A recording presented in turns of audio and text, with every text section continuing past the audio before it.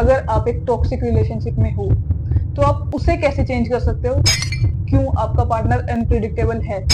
You are 100% going to have relationship issues. The size of the handwriting also matters a lot. इनकी कोई boundaries नहीं है, ये लोग अपनी बाउंड्रीज को कभी भी क्रॉस कर जाएंगे। These are emotionally repressed people. इंसान बिल्कुल भी दूसरों को ट्रस्ट नहीं करता। इस टाइप के लोग अपने आप को इमोशनली स्टेबल नहीं रख पाते। They are impulsive, they are reactive.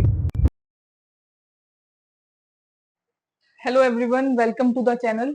आज हम लोग बात करेंगे रिलेशनशिप इश्यूज के बारे में specifically, because a lot of people were asking me कि कैसे पता लगता है कि रिलेशनशिप इश्यूज हैं और उन्हें ठीक कैसे करें, मतलब हैंडराइटिंग से। तो अगर आपको हैंडराइटिंग में देखना है कि किस इंसान के साथ आपकी रिलेशंस अच्छे नहीं जाएंगे, तो आज ये वीडियो आपके लिए ही बनी है।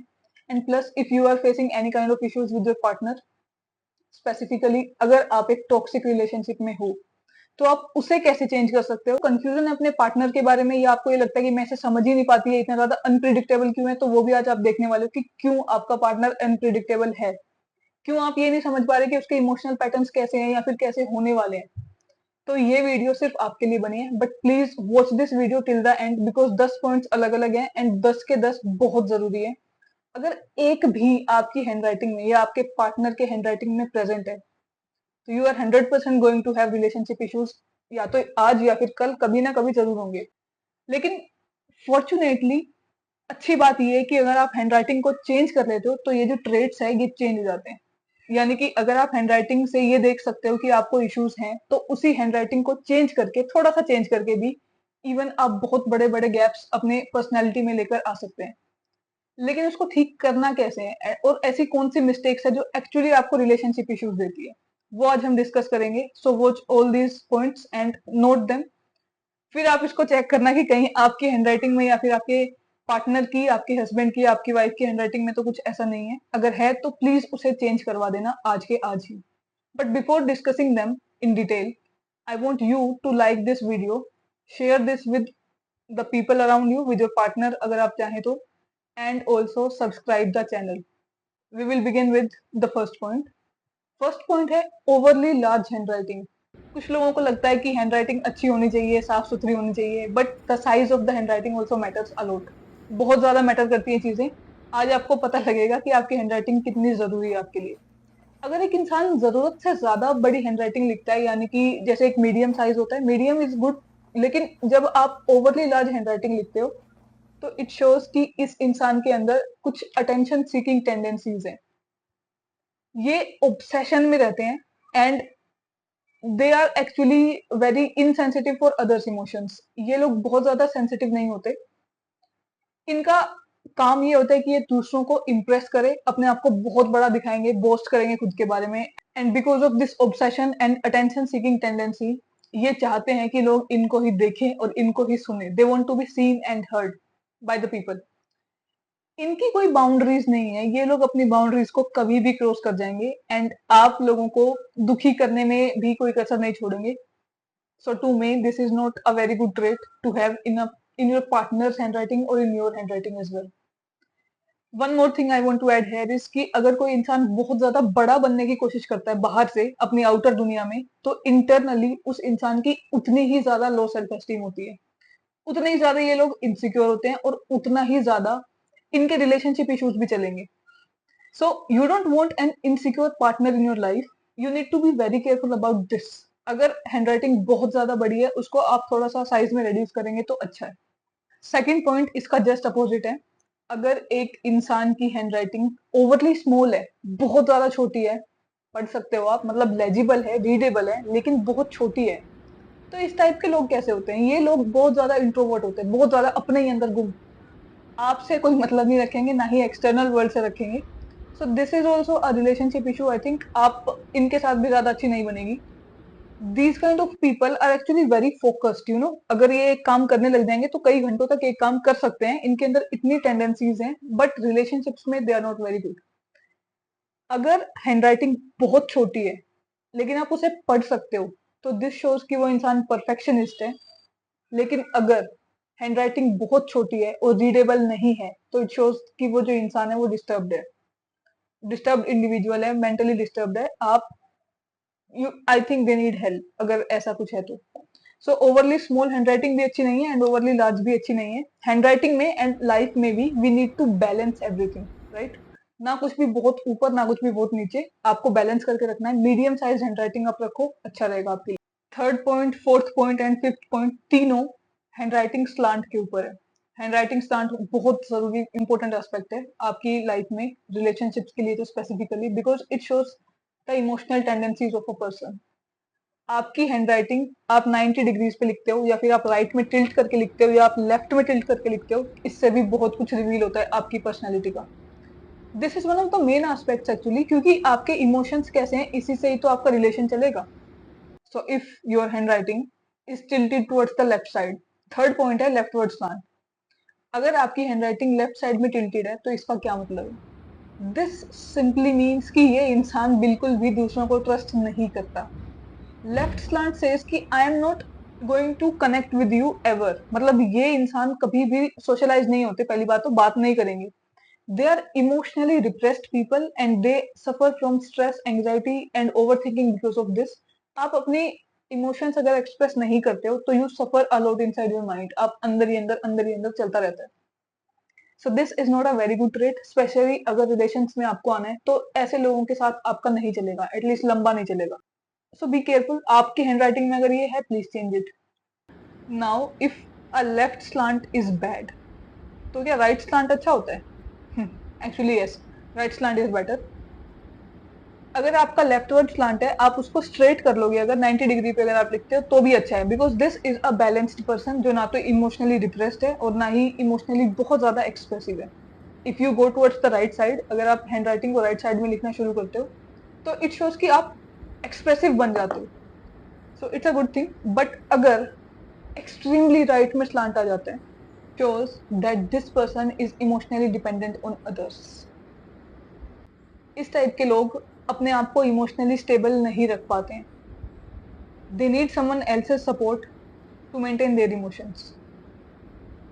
Secondly, they are impulsive, they are reactive.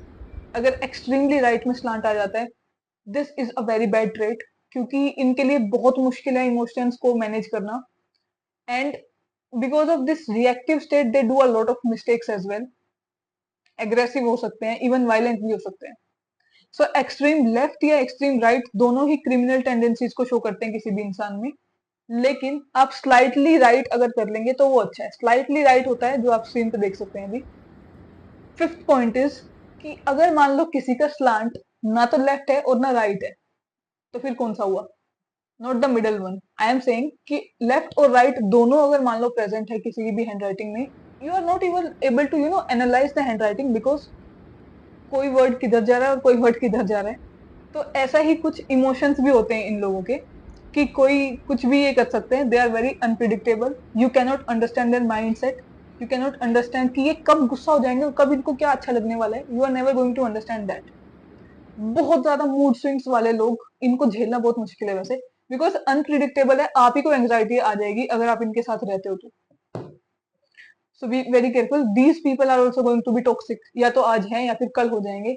अगर ऐसी हैंडराइटिंग है तो उनको बोलो कि आप थोड़ा सा ना स्टेबल लिखना शुरू करें।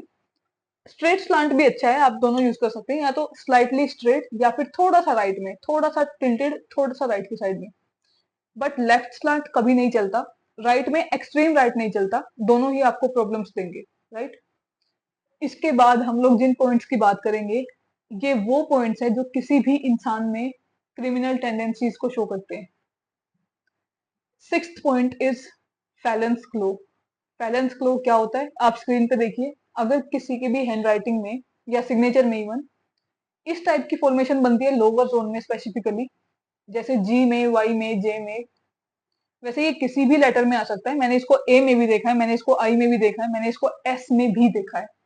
तो कहीं पे भी आ सकता है, बट मेन इन लेटर्स में होता है। If this is present in the handwriting, you are definitely going to have a toxic relationship with the person।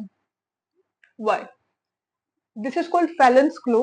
ये एक, क्योंकि एक क्लो जैसी फॉर्मेशन है इसलिए इसको phalanx claw बोलते हैं। दिस occurs in handwriting क्योंकि इस इंसान का चाइल्डहुड बहुत टफ रहा होता है। टफ इन द सेंस कि इनको बहुत गिल्टी फील करवाया था इनके बचपन में, कोई भी करवा सकता है, टीचर्स करवा सकते हैं, पेरेंट्स करवा सकते हैं, anyone can be there. So because of that guilt, ये आज भी अपने अंदर उस गिल्ट को लेकर घूम रहे हैं। बिकॉज ऑफ दैट ये हैंडराइटिंग में आ जाता है। और जो इन लोगों की टेंडेंसीज है कि ये उस गिल्ट को खत्म नहीं करते, ये उसे और ज्यादा एडअप करते हैं। This is true. जब किसी इंसान में सेल्फ गिल्ट भरा होता है तो कई बार लोग और ज्यादा ऐसी टेंडेंसीज में आ जाते हैं कि I want to punish myself by getting hatred from others. This is their tendency. It was shocking for me as well जब मुझे पता लगा था इसके बारे में, बट दिस इज ट्रू, होता है लोगों में ये सब। तो अगर किसी का भी चाइल्डहुड ट्रोमा अभी तक उसके दिमाग में है, उसको इरेज नहीं किया है, तो ये हैंडराइटिंग में जरूर आता है। ये लोग क्रिमिनल टेंडेंसीज इनमें होती है, दे कैन डू एनीथिंग। सो इनकी भी कोई बाउंड्रीज नहीं है, इनके कोई रूल्स रेगुलेशंस कुछ नहीं है। You need to be very careful कि आप नॉट ओनली मैरिज, आप किसी टेम्परेरी रिलेशनशिप में भी इन लोगों के साथ ना हो। थर्ड थिंग इज कि आप कोई बिजनेस पार्टनरशिप भी इन लोगों के साथ मत करना। If you have this handwriting, I am really sorry for you, but you need to change it today. ये फैलेंस फ्लो आपकी जिंदगी को बर्बाद करता है। सेवंथ पॉइंट, ये थोड़ा रेयर है, and this is called maniac D. Maniac D क्यों बोलते हैं इसको? क्योंकि ये स्पेसिफिकली डी में ही दिखता है, तो इसलिए इसको हम मेनियक डी बोलते हैं। जब किसी भी वर्ड के एंड में डी आता है, जैसे वर्ड के भी एंड में डी आता है, WORD, और जब कोई इंसान इसको लिखता है और डी एकदम से राइट हैंड साइड में चला जाता है, जैसे आपको स्क्रीन पे दिख रहा है एग्जाम्पल में, तो this is called maniac D. And this is also found in many murderers. क्योंकि ये भी एक्सट्रीम राइट स्लांट है। मतलब क्यों, आप सारा वर्ड आपने सही लिखा है लेकिन सिर्फ एक वर्ड में आपने एक्सट्रीम राइट स्लांट ले लिया। This shows you lose control over your hand. If you lose control you do bad things, right? This shows explosive behaviour कि ये इंसान भी वायलेंट हो सकते हैं। This explosive behaviour can lead to violent behaviour as well. You know, बहुत सारे लोगों में होता है ये भी। आपको देखकर चलना है कि ये आपके पार्टनर में ना हो, ना ही आपके अंदर हो। कोई भी लेटर आप अचानक से अगर आप कंट्रोल लूज कर रहे हो किसी भी लेटर के ऊपर, इवन किसी वर्ड के ऊपर, तो गलत है। आपको एक स्टेबल हैंडराइटिंग में ही रहना है। The next point and the eighth point is about base line. Base line क्या होती है? जो हम लिखते हैं किसी भी प्लेन पेज पे, जब आप लिखना शुरू करते हो, या तो आपकी लाइंस ऊपर की साइड में जाती है, या आपकी लाइंस नीचे की साइड में जाती है, या फिर अप डाउन जाती है।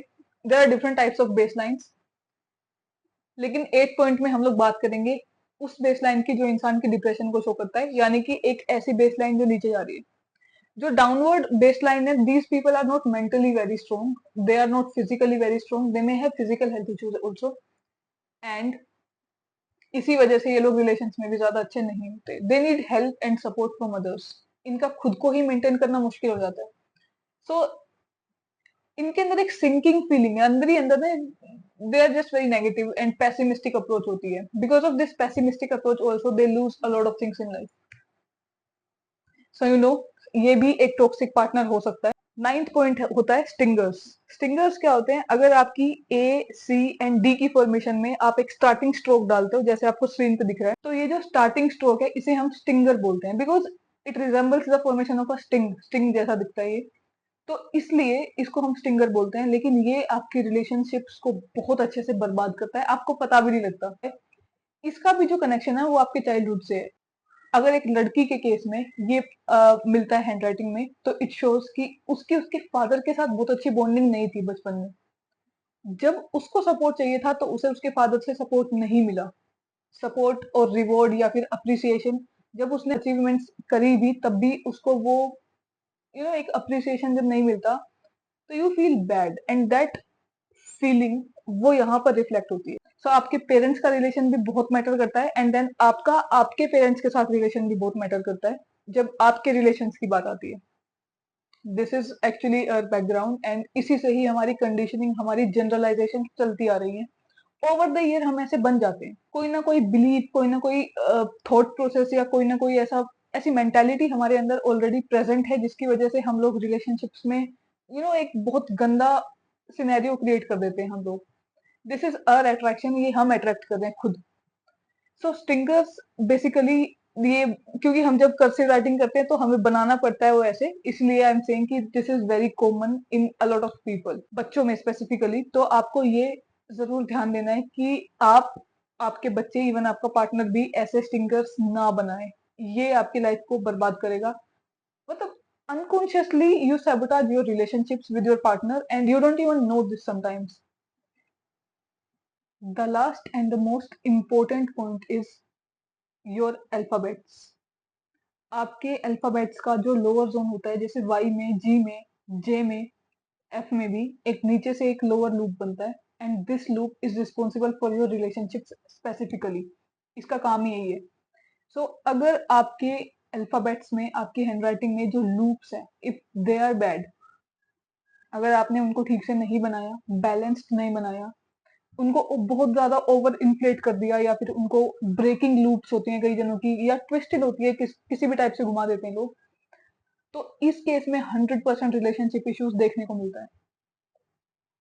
Your lower loops actually shows your desire, your money and your trust, more specifically the relationship with your partner. तो ये तो पॉइंट आप बिल्कुल भी मिस नहीं कर सकते, and this is also one of the most common factors जो हमें दिखते हैं हैंड राइटिंग में। Because of unawareness we do such things, but ये आपकी लाइफ को बहुत अच्छे से खराब करता है। So just stop doing these mistakes in your hand writing. आज हमने 10 ऐसी चीजों की बात करी है जो आपकी लाइफ में रिलेशंस को बिल्कुल खराब कर सकती है। So change these in your hand writing today. इसके बाद एक और पार्ट इस वीडियो का आने वाला है, जिसमें हम लोग सिर्फ सिग्नेचर्स की बात करेंगे कि साइन में ऐसा क्या दिखता है जिसकी वजह से रिलेशनशिप इश्यूज आपको होते हैं। So you can't miss this video and you can't miss that video as well. आपको डिस्क्रिप्शन में लिंक मिल जाएगा दोनों वीडियोस के, और आप please do check your hand writing and your signatures as well.